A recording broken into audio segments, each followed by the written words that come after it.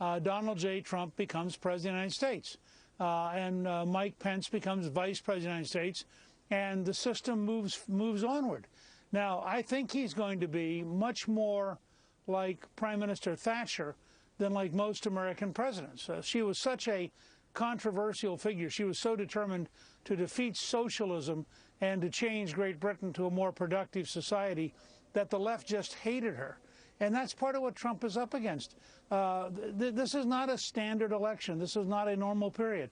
He represents real change, and real change scares the left.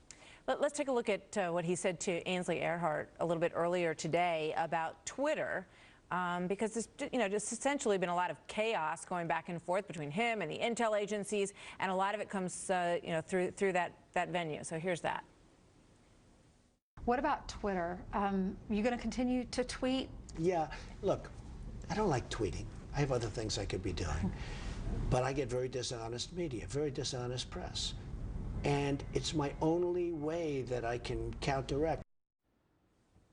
Wise decision on his part? No, look, I hope he continues to tweet. I am very much in the group that believes that Donald Trump has to be Donald Trump. He got here despite everything. He beat 16 other Republicans. He beat a Secretary of State with $1 billion and the elite media on her side. He's done it his way, and his way is to be transparent. Yes, he makes mistakes, but they're out in the open.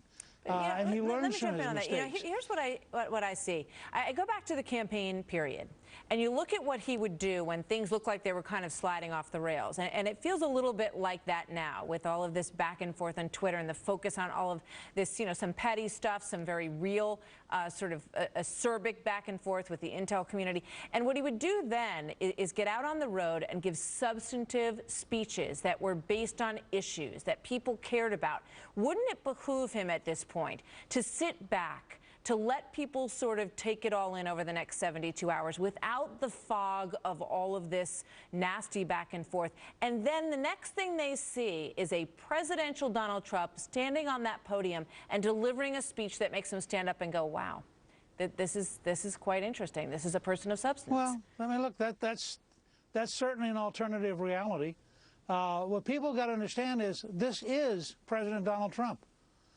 He's not going to turn around suddenly and show up and look like he is a Harvard law graduate doing things with the elegance of a Yale member of Skull and Bones. He is going to be rough and tumble. He's a guy who built buildings. He's a guy who appeals to blue-collar workers. He's blunt. He's direct. He counterpunches always. You hit him, he's going to hit back. That's who he is. That's who got elected president, and I think that's fine. But don't you think he cares about these numbers, Newt? Because he cared about them during the course of the campaign. He would